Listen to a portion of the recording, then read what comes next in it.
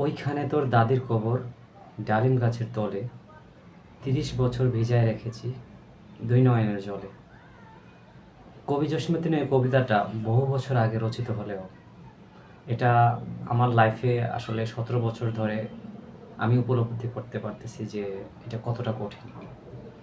আজকে যখন এই ভিডিওটা আমি রেকর্ড করতেছি ২৩ জানুয়ারি ২০২৬, আর আজকে থেকে ঠিক ১৭ বছর আগে এই দিনে ২০০৯ সাল ২৩ জানুয়ারি আমি আমার গর্ভধারিণী মাকে হারাই।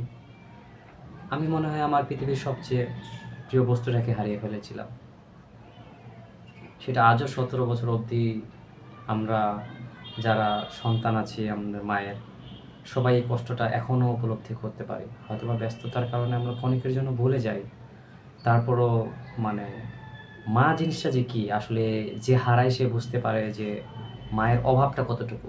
সেটা হতে পারে আপনার মা অনেক ইয়ং আছে, অথবা আপনার মা অনেক বৃদ্ধ বিছানায় পড়ে আছে।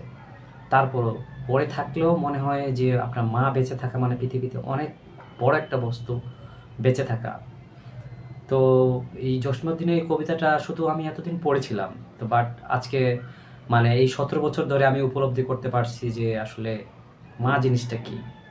যখনই আমি কবরের সামনে দাঁড়াই, অথবা বাসে অথবা কোনো রিক্সায় যেতে যেতে দেখি তার মা তার সন্তানকে আদর করতেছে, অথবা পাশের সিটে একজনের কল আসছে মা, তখন আমি আরও বেশি অনেক কষ্ট ফিল করি যে আসলে মায়ের উপলব্ধিটা, আসলে মা জিনিসটা আমার লাইফে মা আমাকে অনেক ভালোবাসতো।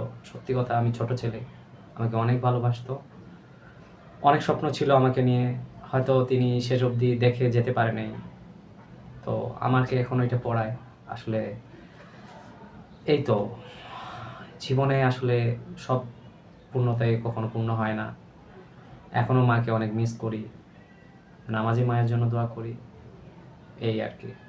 আর আপনাদের যাদের মা জীবিত আছে, অবশ্যই আমরা বিভিন্ন কাজকর্মে বিরক্ত হই মায়ের উপর, আমিও হয়েছিলাম। কিন্তু আসলে আমরা বেঁচে থাকতে অতটা উপলব্ধি করতে পারি না আসলে মা জিনিসটা কী। মারা যাওয়ার পর আমরা উপলব্ধি করতে পারি আসলে আমাদের জীবনে মানে মায়ের গুরুত্ব কতটুকু। তাই একটাই মেসেজ, যাদের বাবা মা বেঁচে আছে তারা অবশ্যই তাদের বাবা মার প্রতি বিরক্ত হবেন না, অথবা তার প্রতি কোনো কিছু